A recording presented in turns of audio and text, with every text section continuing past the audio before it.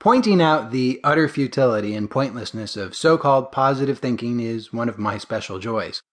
Perhaps because I fell prey to the insidious disease of positive thinking for many years. We live in a positive thinking culture. Not, of course, that there's a lot of positive thinking going on. Rather, the culture tends to promote the idea of positive thinking as something desirable. So it's not a surprise that so many of us have gotten sucked into the positive thinking trap. I know that I've said this many times before, so at the risk of beating a dead horse, what an image, I'll say it again. Thought is just thought. It's meaningless. It is powerless. It's just thought. The trap of positive thinking is that it can seem as though there's someone choosing the thoughts, and then that only reinforces the painful, mistaken identity as the chooser of the thoughts. Upon awakening to the simplicity of being, it is evident that thought is merely thought, and all evaluation of thought as good or bad becomes entirely silly. It becomes clear that it's just not worth giving much attention to thought. Not that there's anyone to choose that either.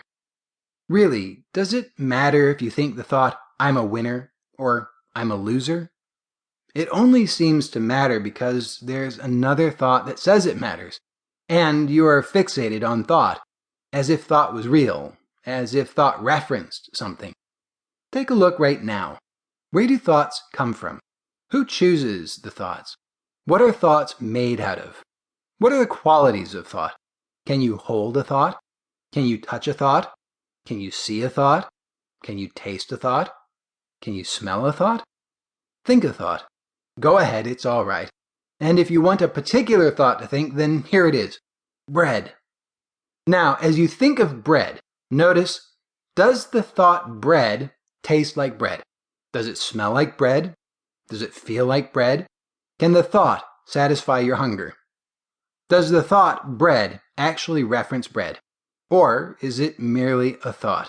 It seems to reference something, but only because you assumed as much. So go ahead and take a closer look. Examine the assumptions. Does the thought reference anything? Does thought have any substance at all? Is there anything there? There is no chooser of thought. And thought has no substance, nor does it reference anything of substance. There's nothing there. Pretty cool, huh? I suffered tremendously from thought for a very long time. I was severely obsessive, and so thought was a major problem for me. So you can imagine what a relief it was to discover that there is no thought and no me.